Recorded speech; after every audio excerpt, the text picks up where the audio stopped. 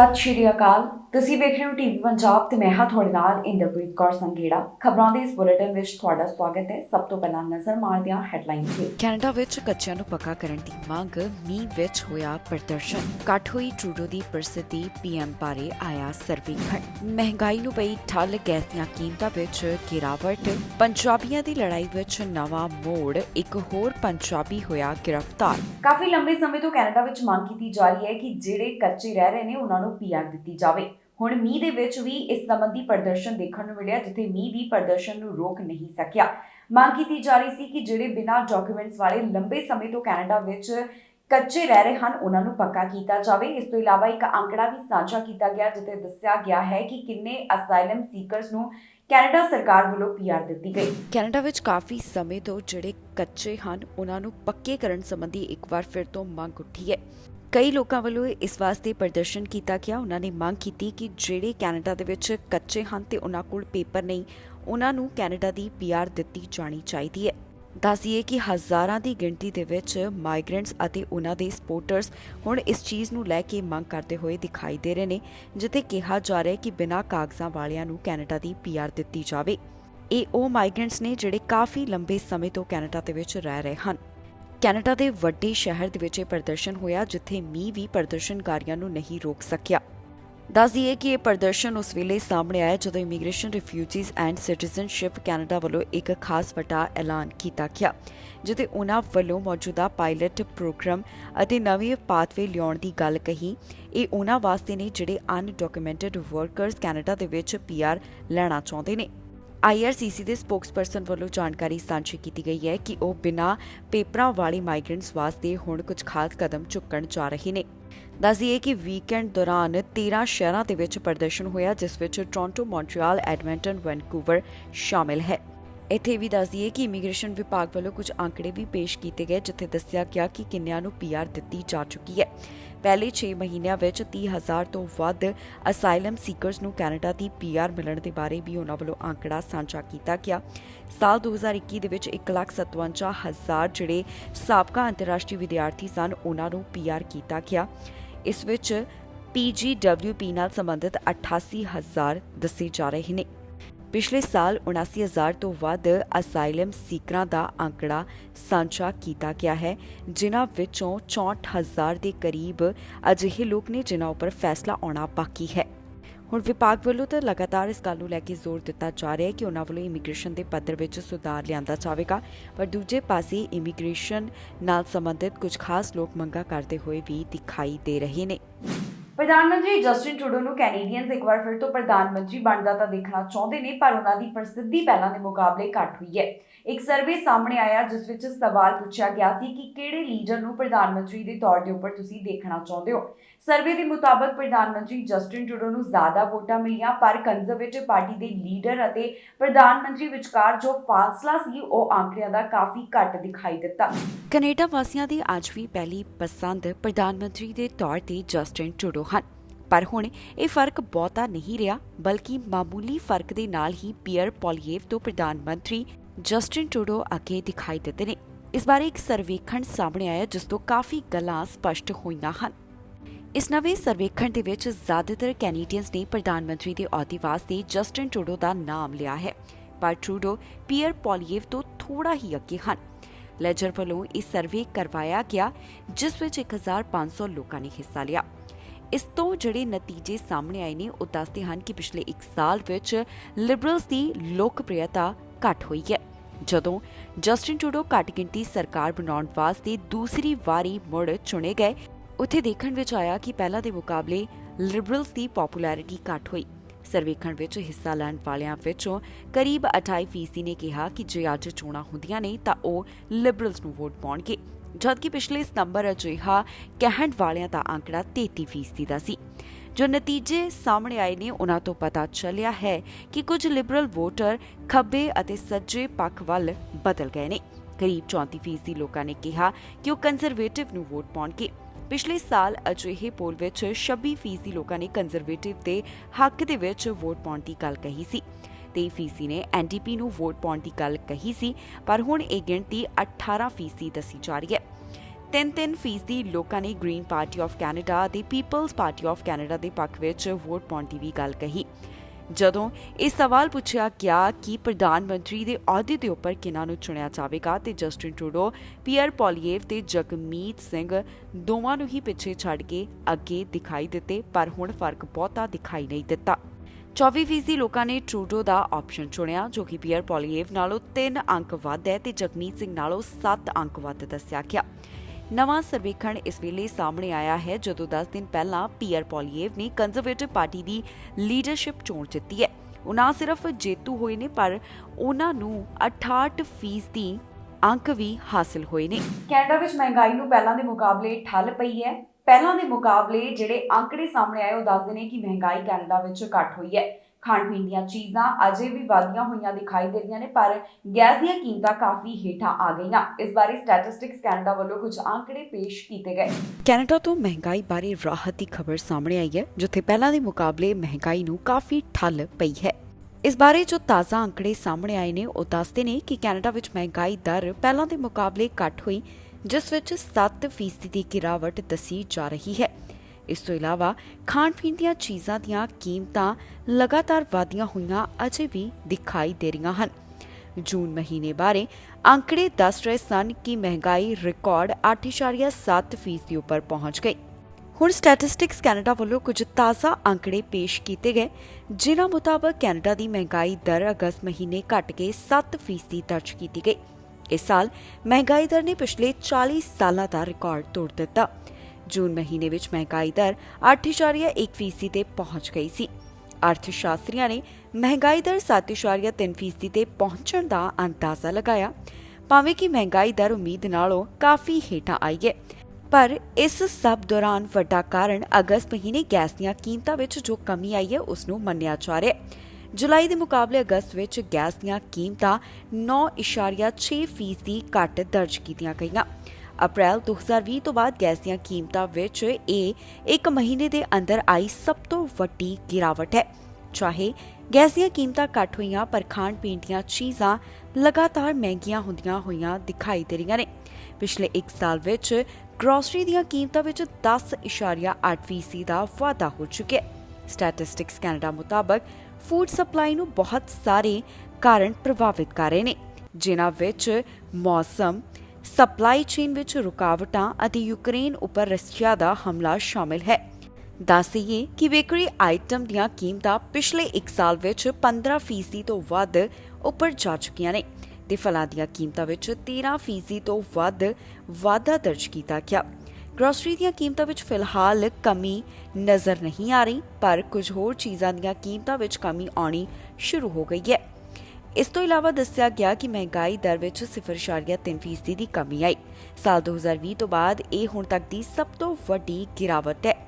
ਖਾਣ ਪੀਣ ਦੀਆਂ ਚੀਜ਼ਾਂ ਪਹਿਲਾਂ ਦੇ ਮੁਕਾਬਲੇ ਮਹਿੰਗੀਆਂ ਹੋਈਆਂ ਨੇ, ਜਿਸ ਬਾਰੇ ਇਹਨਾਂ ਤਾਜ਼ਾ ਅੰਕੜਿਆਂ ਦੇ ਵਿੱਚ ਜਾਣਕਾਰੀ ਸਾਂਝੀ ਕੀਤੀ ਗਈ। ਪਿਛਲੇ ਦਿਨੀ ਇੱਕ ਲੜਾਈ ਦਾ ਅਜਿਹਾ ਮਾਮਲਾ ਸਾਹਮਣੇ ਆਇਆ ਸੀ ਜਿੱਥੇ ਕਿਰਪਾਨਾਂ ਦੀ ਵਰਤੋਂ ਕੀਤੀ ਗਈ।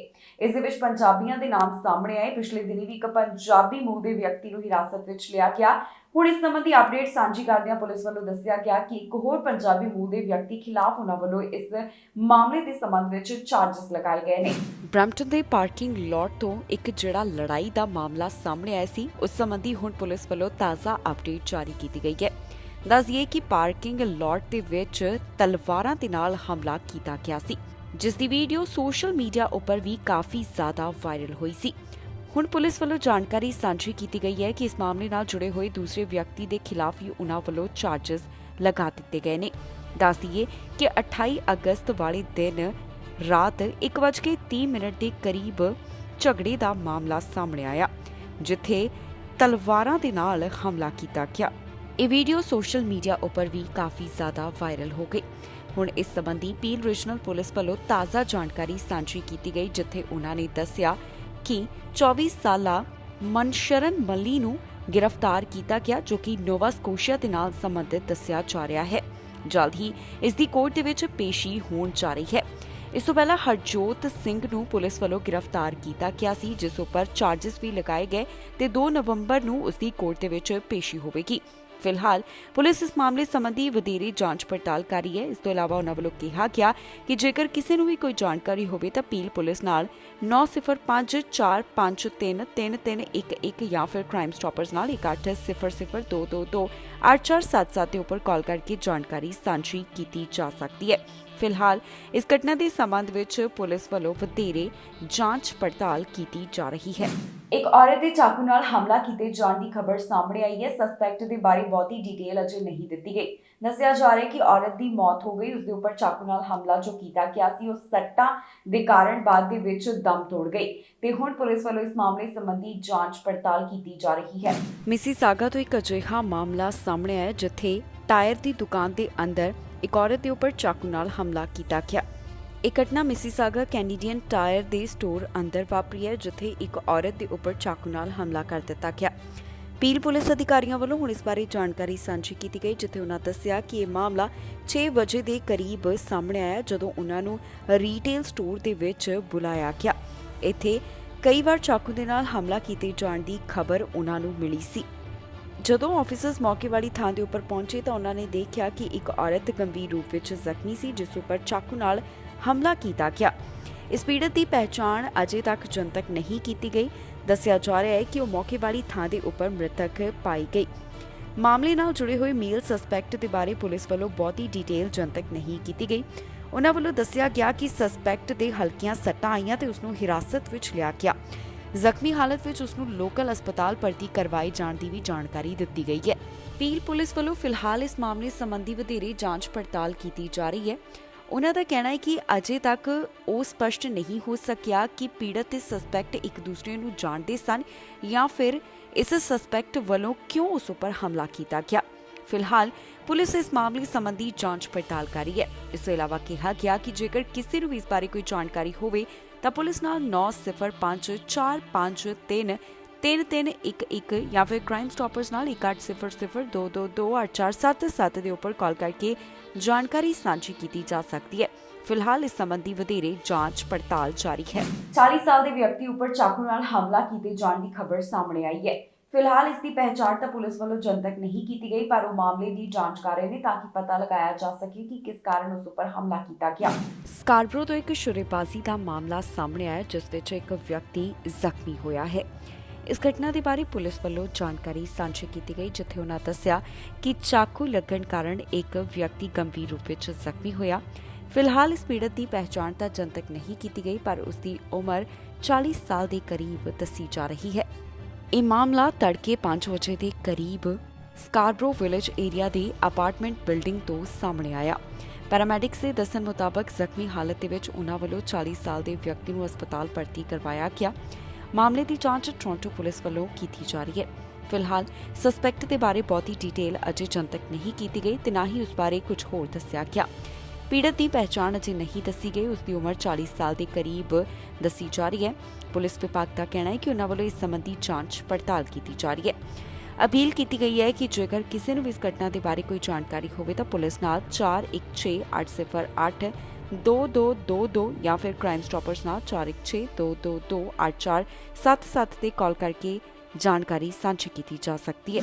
ਸਰੀ ਦੇ ਘਰ ਦੇ ਵਿੱਚ ਅੱਗ ਲੱਗਣ ਦਾ ਮਾਮਲਾ ਸਾਹਮਣੇ ਆਇਆ। ਆਰਸੀਐਮਪੀ ਵੱਲੋਂ ਇਸ ਬਾਰੇ ਜਾਣਕਾਰੀ ਸਾਂਝੀ ਕੀਤੀ ਗਈ ਜਿੱਥੇ ਉਹਨਾਂ ਨੇ ਦੱਸਿਆ ਕਿ 2 ਜਾਣਿਆਂ ਨੂੰ ਘਰ ਚੋਂ ਬਾਹਰ ਰੈਸਕਿਊ ਕੀਤਾ ਗਿਆ ਜਿਨ੍ਹਾਂ ਨੂੰ ਸੱਟਾਂ ਆਈਆਂ ਨੇ ਤੇ ਉਹਨਾਂ ਨੂੰ ਹਸਪਤਾਲ ਵਿੱਚ ਭਰਤੀ ਕਰਵਾਇਆ ਗਿਆ।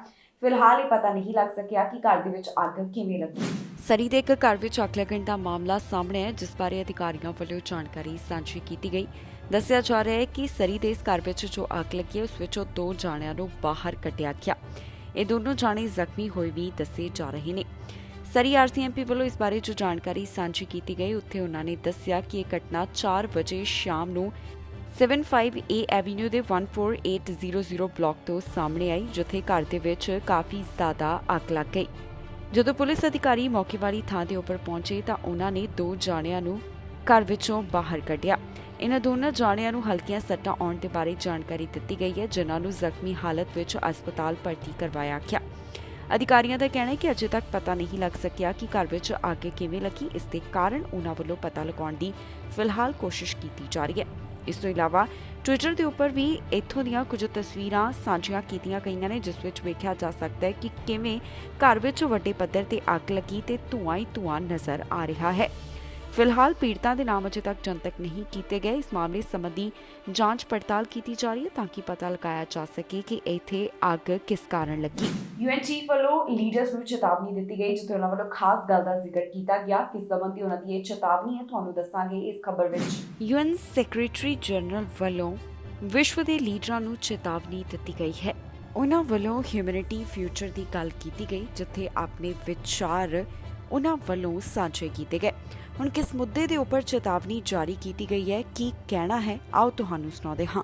Inequalities are growing wider and challenges are spreading farther.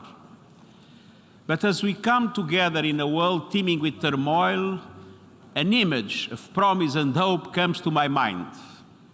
This ship is the brave commander. It sailed the Black Sea with UN flag flying high and proud. On one hand, what you see is a vessel like any other plying the seas. But look closer. At its essence, this ship is a symbol of what we can accomplish when we act together. It is loaded with Ukrainian grain destined for the people of the Horn of Africa, millions of whom are on the edge of famine. The United Nations Charter and the ideals it represents are in jeopardy. We have a duty to act, and yet we are gridlocked in colossal global dysfunction. The international community is not ready or willing to tackle the big, dramatic challenges of our age. This crisis threatens the very future of humanity and the fate of our planet. Excellencies, progress on these issues and more is being held hostage by geopolitical tensions. Maharani Elizabeth the funeral London ਵਿੱਚ ਹੋਇਆ, ਜਿੱਥੇ तमाम ਵੱਡੇ leaders ਉੱਥੇ ਦਿਖਾਈ ਦਿੱਤੇ। ਲੰਬੀਆਂ ਕਤਾਰਾਂ ਦੇ ਵਿੱਚ ਕਾਫੀ ਦੇਰ ਤੱਕ ਲੋਕ ਨਜ਼ਰ ਆਏ, ਜਿਨ੍ਹਾਂ ਦੀਆਂ ਤਸਵੀਰਾਂ ਸੋਸ਼ਲ ਮੀਡੀਆ ਉੱਪਰ ਵੀ ਕਾਫੀ ਵਾਇਰਲ ਹੋਈਆਂ। ਪ੍ਰਧਾਨ ਮੰਤਰੀ ਅਤੇ ਅਮਰੀਕਾ ਦੇ ਰਾਸ਼ਟਰਪਤੀ ਜੋ ਬਾਈਡਨ ਵੀ ਫਿਊਨਰਲ ਦੇ ਵਿੱਚ ਸ਼ਾਮਿਲ ਹੋਏ। ਮਹਾਰਾਣੀ ਐਲਿਜ਼ਾਬੈਥ ਨੂੰ ਸਰਕਾਰੀ ਸਨਮਾਨਾਂ ਨਾਲ ਅੰਤਿਮ ਵਿਦਾਇਗੀ ਦਿੱਤੀ ਗਈ। ਮਹਾਰਾਣੀ ਦਾ ਲੰਡਨ ਦੇ ਵਿੱਚ ਕੱਲ੍ਹ ਫਿਊਨਰਲ ਹੋਇਆ। ਇਸ ਤੋਂ ਪਹਿਲਾਂ 8 ਸਤੰਬਰ ਨੂੰ ਉਹਨਾਂ ਦਾ ਦੇਹਾਂਤ ਹੋਇਆ ਸੀ। ਮਹਾਰਾਣੀ ਦੇ ਫਿਊਨਰਲ ਮੌਕੇ तमाम ਦੇਸ਼ਾਂ ਦੇ ਵੱਡੇ ਲੀਡਰਾਂ ਵੱਲੋਂ ਸ਼ਿਰਕਤ ਕੀਤੀ ਗਈ। 19 ਸਤੰਬਰ ਨੂੰ ਮਹਾਰਾਣੀ ਐਲਿਜ਼ਾਬੈਥ ਨੂੰ ਸਰਕਾਰੀ ਸਨਮਾਨਾਂ ਨਾਲ ਅੰਤਿਮ ਵਿਦਾਇਗੀ ਦਿੱਤੀ ਗਈ। ਬ੍ਰਿਟੇਨ ਦੀ ਸਭ ਤੋਂ ਲੰਬੇ ਰਾਜਕਾਲ ਵਾਲੀ ਸ਼ਾਸਕ ਐਲਿਜ਼ਾਬੈਥ ਨੂੰ ਉਹਨਾਂ ਦੇ ਪਤੀ ਦੀ ਕਬਰ ਦੇ ਨਾਲ ਦਫਨ ਕੀਤਾ ਗਿਆ। ਮਹਾਰਾਣੀ ਦੇ ਅੰਤਿਮ ਸੰਸਕਾਰ ਵਿੱਚ ਸ਼ਾਮਿਲ 2000 ਮਹਿਮਾਨਾਂ ਵਿੱਚੋਂ 500 ਰਾਸ਼ਟਰਪਤੀ, ਪ੍ਰਧਾਨ ਮੰਤਰੀ, ਸ਼ਾਹੀ ਪਰਿਵਾਰ ਦੇ ਮੈਂਬਰ ਅਤੇ ਹੋਰ ਕਈ ਲੋਕ ਸ਼ਾਮਿਲ ਸਨ। ਇਨ੍ਹਾਂ ਵਿੱਚ ਪ੍ਰਧਾਨ ਮੰਤਰੀ ਜਸਟਿਨ ਟਰੂਡੋ ਤੇ ਅਮਰੀਕਾ ਦੇ ਰਾਸ਼ਟਰਪਤੀ ਜੋ ਬਾਈਡਨ ਵੀ ਸ਼ਾਮਿਲ ਨਜ਼ਰ ਆਏ। ਦੱਸ ਦਈਏ ਕਿ ਲੰਡਨ ਦੇ ਵਿੰਡਸਰ ਕੈਸਲ ਦੇ ਬਾਹਰ ਹਜ਼ਾਰਾਂ ਦੀ ਗਿਣਤੀ ਵਿੱਚ ਲੋਕ ਮਹਾਰਾਣੀ ਨੂੰ ਆਖਰੀ ਵਾਰ ਰੁਖਸਤ ਕਰਨ ਵਾਸਤੇ ਪਹੁੰਚੇ ਹੋਏ ਸਨ। 96 ਸਾਲ ਦੀ ਐਲਿਜ਼ਾਬੈਥ ਵੱਲੋਂ 70 ਸਾਲ ਤੱਕ ਆਪਣੀਆਂ ਜ਼ਿੰਮੇਵਾਰੀਆਂ ਨਿਭਾਈਆਂ ਗਈਆਂ। ਵੈਸਟਮਿੰਸਟਰ ਐਬੀ ਪਿਛਲੇ 1000 ਸਾਲਾਂ ਤੋਂ ਕਿੰਨੇ ਹੀ ਸ਼ਾਸਕਾਂ ਦੇ ਵਿਆਹਾਂ ਤੋਂ ਲੈ ਕੇ ਉਹਨਾਂ ਦੀਆਂ ਤਾਜਪੋਸ਼ੀਆਂ ਅਤੇ ਅੰਤਿਮ ਰਸਮਾਂ ਤੱਕ ਗਵਾ ਰਿਹਾ। ਕੁਈਨ ਐਲਿਜ਼ਾਬੈਥ ਦੀਆਂ ਅੰਤਿਮ ਰਸਮਾਂ ਵਿੱਚ ਸ਼ਾਮਿਲ ਸ਼ਾਹੀ ਪਰਿਵਾਰ ਦੇ ਕੁਝ ਮੈਂਬਰਾਂ ਨੇ ਰਸਮੀ ਵਰਦੀਆਂ ਪਹਿਨੀਆਂ ਸਨ ਤੇ ਕੁਝ ਨੇ ਸੋਗ ਦੇ ਵਿੱਚ ਕਾਲੇ ਰੰਗ ਦੇ ਲਿਬਾਸ ਪਾਏ ਹੋਏ ਸਨ। ਸ਼ਾਹੀ ਕਾਫਲੇ ਦੀ ਝਲਕ ਲੈਣ ਵਾਸਤੇ ਦੂਰ-ਦੂਰ ਤੋਂ ਬ੍ਰਿਟੇਨ ਪਹੁੰਚੇ ਮਹਾਰਾਣੀ ਦੇ ਚੌਹਣ ਵਾਲੇ ਬੈਰੀਕਰਾਂ ਖੰਭਿਆਂ ਤੇ ਪੌੜੀਆਂ ਤੇ ਵੀ ਚੜੇ ਹੋਏ ਦਿਖਾਈ ਦਿੱਤੇ। ਜ਼ਿਕਰਯੋਗ ਹੈ ਕਿ 8 ਸਤੰਬਰ ਨੂੰ ਕੁਈਨ ਐਲਿਜ਼ਾਬੈਥ ਦਾ ਸਕਾਟਲੈਂਡ ਦੇ ਬਾਲਮੋਰਲ ਕੈਸਲ ਦੇ ਵਿੱਚ ਦੇਹਾਂਤ ਹੋ ਗਿਆ ਸੀ। ਐਲਿਜ਼ਾਬੈਥ 1952 ਵਿੱਚ ਰਾਜ ਤਖਤ ਦੇ ਉੱਪਰ ਬੈਠੇ ਤੇ ਉਹ ਬ੍ਰਿਟੇਨ ਅਤੇ ਕੈਨੇਡਾ ਸਮੇਤ ਕਿੰਨੇ ਹੀ ਕਾਮਨਵੈਲਥ ਦੇਸ਼ਾਂ ਦੇ ਮੁਖੀ ਸਨ। ਆਪਣੇ 70 ਸਾਲ ਦੇ ਸ਼ਾਸਨ ਦੌਰਾਨ ਮਹਾਰਾਣੀ ਐਲਿਜ਼ਾਬੈਥ ਬ੍ਰਿਟਿਸ਼ ਰਾਜ ਦੇ ਨਿਕਾਲ ਤੋਂ ਲੈ ਕੇ ਅਫਰੀਕੀ ਅਤੇ ਕੈਰੀਬੀਅਨ ਦੇਸ਼ਾਂ ਵਿੱਚੋਂ ਵਸਤੀਵਾਦੀ ਵਿਵਸਥਾ ਦੇ ਖਾਤਮੇ ਅਤੇ ਵਿਸ਼ਵ ਯੁੱਧ ਵਰਗੀਆਂ ਕਿੰਨੀਆਂ ਹੀ ਇਤਿਹਾਸਿਕ ਘਟਨਾਵਾਂ ਦੇ ਗਵਾਹ ਬਣੀ।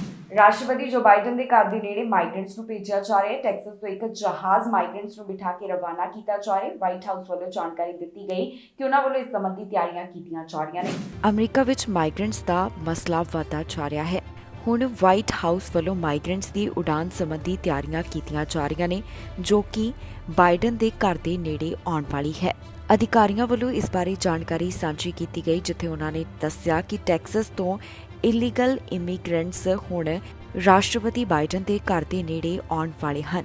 ਅਧਿਕਾਰੀਆਂ ਦਾ ਕਹਿਣਾ ਹੈ ਕਿ ਉਹਨਾਂ ਨੂੰ ਇਸ ਬਾਰੇ ਚੰਗੀ ਤਰ੍ਹਾਂ ਜਾਣਕਾਰੀ ਹੈ ਤੇ ਉਹ ਫਲਾਈਟ ਨੂੰ ਇੱਥੇ ਲਿਆਉਣ ਸੰਬੰਧੀ ਤਿਆਰੀਆਂ ਵੀ ਕਰ ਰਹੇ ਨੇ। ਫਿਲਹਾਲ ਅਜੇ ਤੱਕ ਇਹ ਸਪਸ਼ਟ ਨਹੀਂ ਕੀਤਾ ਗਿਆ ਕਿ ਇਹ ਉਡਾਨ ਟੈਕਸਸ ਤੋਂ ਰਵਾਨਾ ਕਰ ਦਿੱਤੀ ਗਈ ਹੈ ਜਾਂ ਫਿਰ ਨਹੀਂ, ਪਰ ਇੱਕ ਉਡਾਨ ਫਲੋਰੀਡਾ ਜਾਣ ਸੰਬੰਧੀ ਵੀ ਜਾਣਕਾਰੀ ਸਾਹਮਣੇ ਆ ਰਹੀ ਹੈ, ਜਿਸ ਬਾਰੇ ਆਫੀਸ਼ੀਅਲਸ ਵੱਲੋਂ ਦੱਸਿਆ ਗਿਆ। ਦੱਸਣਯੋਗ ਹੈ ਕਿ ਟੈਕਸਸ ਵੱਲੋਂ ਹੁਣ ਤੱਕ ਵਾਸ਼ਿੰਗਟਨ ਡੀਸੀ ਵਿੱਚ 8000 ਮਾਈਗ੍ਰੈਂਟਸ ਭੇਜ ਦਿੱਤੇ ਗਏ ਨੇ। ਇਹ ਮਾਈਗ੍ਰੈਂਟਸ ਭੇਜਣ ਦੀ ਸ਼ੁਰੂਆਤ ਅਪ੍ਰੈਲ ਮਹੀਨੇ ਤੋਂ ਹੀ ਕੀਤੀ ਗਈ ਹੈ। ਅਗਸਤ 5 ਤੱਕ ਨਿਊਯਾਰਕ ਦੇ ਵਿੱਚ 2500 ਮਾਈਗ੍ਰੈਂਟਸ ਭੇਜਣ ਦੇ ਬਾਰੇ ਵੀ ਅੰਕੜਾ ਸਾਂਝਾ ਕੀਤਾ ਗਿਆ। ਟੈਕਸਸ ਦੇ ਗਵਰਨਰ ਵੱਲੋਂ ਇੱਕ ਹੋਰ ਤਾਜ਼ਾ ਅੰਕੜਾ ਜਾਰੀ ਕੀਤਾ ਗਿਆ, ਜਿੱਥੇ ਉਹਨਾਂ ਨੇ ਦੱਸਿਆ ਹੈ ਕਿ ਸ਼ਿਕਾਗੋ ਦੇ ਵਿੱਚ ਟੈਕਸਸ ਤੋਂ 600 ਮਾਈਗ੍ਰੈਂਟਸ ਭੇਜੇ ਗਏ ਨੇ।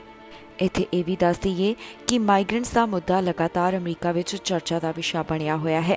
ਬਾਈਡਨ ਪ੍ਰਸ਼ਾਸਨ ਵੱਲੋਂ ਐਲਾਨ ਕੀਤਾ ਗਿਆ ਕਿ ਉਹਨਾਂ ਵੱਲੋਂ ਬਾਰਡਰ ਦੇ ਉੱਪਰ ਲਗਾਈਆਂ ਗਈਆਂ ਪਾਬੰਦੀਆਂ ਖਤਮ ਕੀਤੀਆਂ ਜਾਣਗੀਆਂ, ਜਿਸ ਤੋਂ ਬਾਅਦ ਟੈਕਸਸ ਦੇ ਗਵਰਨਰ ਲਗਾਤਾਰ ਇਸ ਦਾ ਵਿਰੋਧ ਕਰਦੇ ਹੋਏ ਦਿਖਾਈ ਦੇ ਰਹੇ ਨੇ ਤੇ ਉਹਨਾਂ ਵੱਲੋਂ ਬੱਸਾਂ ਦੇ ਵਿੱਚ ਬਿਠਾ ਕੇ ਮਾਈਗ੍ਰੈਂਟਸ ਨੂੰ ਦੇਸ਼ ਦੀ ਰਾਜਧਾਨੀ ਵੱਲ ਵੀ ਭੇਜਿਆ ਜਾ ਰਿਹਾ ਹੈ। ਪਿਛਲੇ ਦਿਨੀ ਵੀ ਖਬਰ ਸਾਹਮਣੇ ਆਈ ਸੀ ਕਿ ਵਾਈਸ ਪ੍ਰੈਜ਼ੀਡੈਂਟ ਕਮਲਾ ਹੈਰਿਸ ਦੇ ਘਰ ਦੇ ਨੇੜੇ ਵੀ ਕੁਝ ਮਾਈਗ੍ਰੈਂਟਸ ਭੇਜੇ ਗਏ ਹਨ ਤੇ ਕਮਲਾ ਹੈਰਿਸ ਵੱਲੋਂ ਇਸ ਨੂੰ ਪੋਲੀਟੀਕਲ ਸਟੰਟ ਦੱਸਿਆ ਗਿਆ ਸੀ। ਇੱਥੇ ਇਹ ਵੀ ਜ਼ਿਕਰਯੋਗ ਹੈ ਕਿ ਰੋਜ਼ਾਨਾ 1000 ਤੋਂ ਵੱਧ ਮਾਈਗ੍ਰੈਂਟਸ ਅਮਰੀਕਾ ਦਾ ਬਾਰਡਰ ਗੈਰ ਕਾਨੂੰਨੀ ਢੰਗ ਦੇ ਨਾਲ ਟੱਪ ਰਹੇ ਨੇ। ਇਸ ਬਾਰੇ ਵੀ ਹਾਲ ਹੀ ਵਿੱਚ ਕੁਝ ਅੰਕੜੇ ਸਾਹਮਣੇ ਆਏ। ਮੈਕਸੀਕੋ ਦੇ ਪੈਸੀਫਿਕ ਕੋਸਟ ਦੇ ਉੱਪਰ ਭੂਚਾਲ ਦੇ ਝਟਕੇ ਮਹਿਸੂਸ ਕੀਤੇ ਗਏ। ਇੱਥੇ ਇੱਕ ਜਾਣੇ ਦੀ ਮੌਤ ਹੋ ਗਈ, ਕਈ ਇਮਾਰਤਾਂ ਵੀ ਨੁਕਸਾਨੀਆਂ ਗਈਆਂ। ਟਵਿੱਟਰ ਉੱਪਰ ਵੀ ਲਗਾਤਾਰ ਇਸ ਦੀ ਅਪਡੇਟ ਦਿੱਤੀ ਜਾ ਰਹੀ ਹੈ। ਮੈਕਸੀਕੋ ਦੇ ਪੈਸੀਫਿਕ ਕੋਸਟ ਉੱਪਰ ਭੂਚਾਲ ਦੇ ਜ਼ਬਰਦਸਤ ਝਟਕੇ ਮਹਿਸੂਸ ਕੀਤੇ ਗਏ। ਇੱਥੇ ਆਏ ਭੂਚਾਲ ਕਾਰਨ ਇੱਕ ਦੀ ਮੌਤ ਹੋਣ ਦੇ ਬਾਰੇ ਜਾਣਕਾਰੀ ਸਾਂਝੀ ਕੀਤੀ ਗਈ ਹੈ। ਅਧਿਕਾਰੀਆਂ ਵੱਲੋਂ ਦੱਸਿਆ ਗਿਆ ਕਿ ਇੱਥੇ 7.6 ਤੀਬਰਤਾ ਵਾਲਾ ਭੂਚਾਲ ਆਇਆ, ਜਿਸ ਨੇ ਮੈਕਸੀਕੋ ਦਾ ਸੈਂਟਰਲ ਪੈਸੀਫਿਕ ਕੋਸਟ ਹਿਲਾ ਦਿੱਤਾ। ਹੁਣ ਤੱਕ ਦੀ ਜਾਣਕਾਰੀ ਵਿੱਚ ਦੱਸਿਆ ਗਿਆ ਕਿ ਇੱਥੇ ਇੱਕ ਦੀ ਮੌਤ ਹੋ ਗਈ ਹੈ। ਇਸ ਤੋਂ ਇਲਾਵਾ ਅਧਿਕਾਰੀਆਂ ਨੂੰ 1:05 ਤੇ ਇਹ ਵੀ ਜਾਣਕਾਰੀ ਮਿਲੀ ਕਿ ਕੁਝ ਭੂਚਾਲ ਕਾਰਨ ਇਮਾਰਤਾਂ ਵੀ ਪ੍ਰਭਾਵਿਤ ਹੋਈਆਂ ਨੇ, ਜਿਸ ਬਾਰੇ ਯੂਐਸ ਜਿਓਲੋਜੀਕਲ ਸਰਵੇ ਵੱਲੋਂ ਜਾਣਕਾਰੀ ਸਾਂਝੀ ਕੀਤੀ ਗਈ ਤੇ ਦੱਸਿਆ ਗਿਆ ਕਿ ਇੱਥੇ ਭੂਚਾਲ ਦੇ 7.5 ਤੀਬਰਤਾ ਦੇ ਝਟਕੇ ਮਹਿਸੂਸ ਕੀਤੇ ਗਏ ਹਨ। ਇਸ ਭੂਚਾਲ ਦਾ ਕੇਂਦਰ ਸਾਊਥ ਈਸਟ ਐਕੁਏਲਾ, ਜੋ ਕਿ ਕੋਲੀਮਾ ਦੀ ਬਾਉਂਡਰੀ ਤੇ ਹੈ, ਉਸ ਨੂੰ ਦੱਸਿਆ ਗਿਆ। ਰਾਸ਼ਟਰਪਤੀ ਵੱਲੋਂ ਵੀ ਟਵਿੱਟਰ ਦੇ ਉੱਪਰ ਇਸ ਬਾਰੇ ਜਾਣਕਾਰੀ ਸਾਂਝੀ ਕੀਤੀ ਗਈ, ਜਿੱਥੇ ਉਹਨਾਂ ਨੇ ਇੱਕ ਵਿਅਕਤੀ ਦੀ ਮੌਤ ਦੇ ਉੱਪਰ ਦੁੱਖ ਦਾ ਪ੍ਰਗਟਾਵਾ ਕੀਤਾ ਹੈ।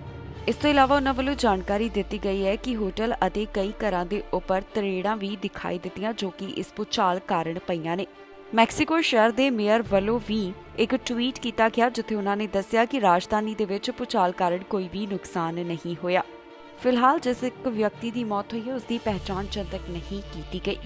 ਇਸ ਦੇ ਨਾਲ ਹੀ ਜਾਂਦੇ ਇੱਕ ਵਾਰ ਫਿਰ ਤੋਂ ਨਜ਼ਰ ਮਾਰਦੇ ਹਾਂ ਹੈਡਲਾਈਨਸ ਤੇ। ਕੈਨੇਡਾ ਵਿੱਚ ਕੱਚਿਆਂ ਨੂੰ ਪੱਕਾ ਕਰਨ ਦੀ ਮੰਗ, ਮੀਂਹ ਵਿੱਚ ਹੋਇਆ ਪ੍ਰਦਰਸ਼ਨ, ਘੱਟ ਹੋਈ ਟਰੂਡੋ ਦੀ ਪ੍ਰਸਿੱਧੀ, ਪੀਐਮ ਬਾਰੇ ਆਇਆ ਸਰਵੇਖਣ, ਮਹਿੰਗਾਈ ਨੂੰ ਪਈ ਠੱਲ, ਗੈਸ ਦੀਆਂ ਕੀਮਤਾਂ ਵਿੱਚ ਗਿਰਾਵਟ, ਪੰਜਾਬੀਆਂ ਦੀ ਲੜਾਈ ਵਿੱਚ ਨਵਾਂ ਮੋੜ, ਇੱਕ ਹੋਰ ਪੰਜਾਬੀ ਹੋਇਆ ਗ੍ਰਿਫਤਾਰ। ਖਬਰਾਂ ਦੇ ਇਸ ਬੁਲੇਟਿਨ ਵਿੱਚ ਨਹੀਂ। ਫਿਲਹਾਲ ਮੈਨੂੰ ਇੰਦਰਪ੍ਰੀਤ ਕੌਰ ਸੰਗੇੜਾ ਨੂੰ ਦਿਓ ਇਜਾਜ਼ਤ ਤੇ ਤੁਸੀਂ ਵੇਖਦੇ ਰਹੋ ਟੀਵੀ ਪੰਜਾਬ।